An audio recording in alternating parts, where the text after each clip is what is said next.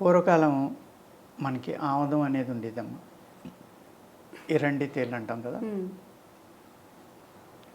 అవి సీజన్ మారినప్పుడల్లా మనకి ఒకసారి ఆముదం అనేది ఇచ్చేవారండి.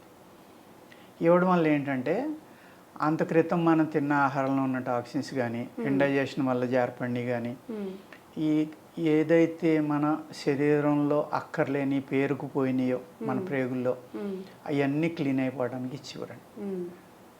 క్లీన్ అవడమే కాదు, ఆ పేగుల్లో ఉన్న క్రిములు చనిపోతాయమ్మా. మంచి antibiotic, pain killer, lubricant, antiviral కూడా. ఒక ఆముదం అనేది ఇంక మిరాకిల్ అండి. అది డ్రై అవుదమ్మా. మీరు తాగిన తర్వాత పేగులకు అంటుకుంటే చాలా రోజుల పాటు ఉంటుందన్నమాట. మీ శరీరాన్ని మీరు తిన్న ఆహారంలో ఉన్న విషాల నుంచి కానీ, ఆ కల్మషాన్ని నుంచి కానీ కాపాడటానికి అద్భుతమైన లేయర్గా ఏర్పడి చాలా ఉపయోగపడుతుంది ఆముదం అనేది. అది పూర్తిగా మానేసామండి మనం. మానేయడం వల్ల ఏమవుతుందంటే అసలు ఎప్పుడు